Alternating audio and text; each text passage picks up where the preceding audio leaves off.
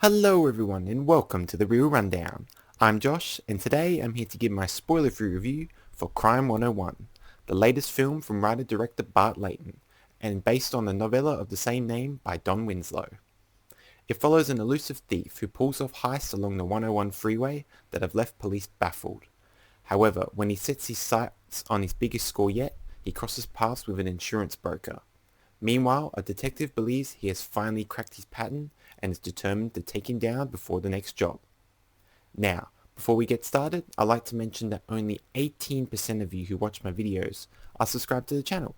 So if you enjoyed the videos, please don't forget to subscribe. It's free and helps you to stay up to date with all my latest videos. Now, with that out of the way, let's start the rundown. The technical side is easily the standout of the film, and is what is able to help the film be as good as it is.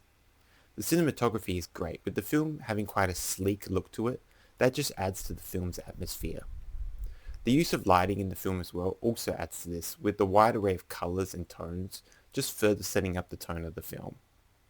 The few action scenes are also great, with them being clearly and dynamically shot, and really adds to the tension and thrill of the film.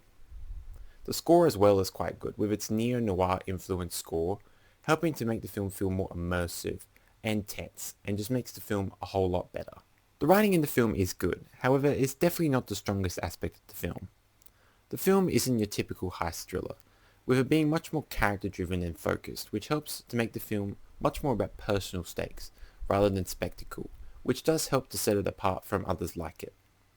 The character work in the film is also quite good, with it relying much more on the motivations and relationships the characters have rather than their actions. The pacing as well really lets scenes breathe, which helps to give more emotional depth to these characters as we are able to connect with them more. However, the writing isn't without its flaws. The film at times does feel heavily influenced from classic crime films like Heat, which can make it feel quite derivative at times.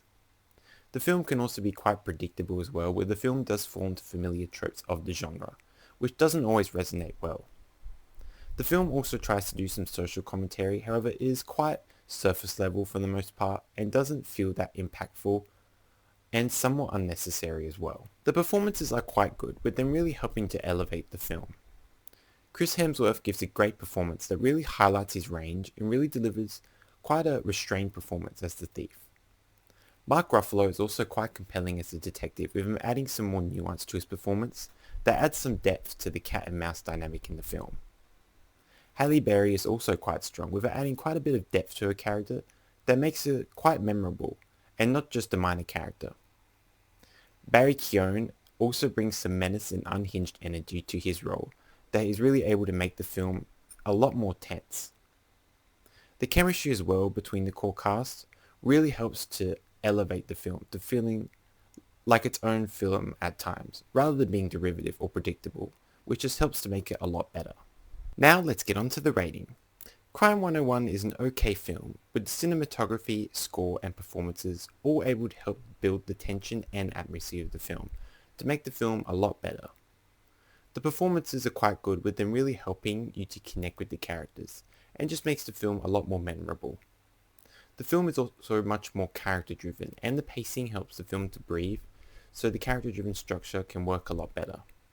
However, the film is quite derivative of other films like it.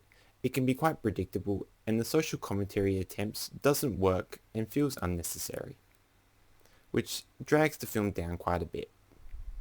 This leads me to give the film a rating of 3 out of 5 stars. Thanks for watching. If you enjoyed the video, don't forget to like, comment and share.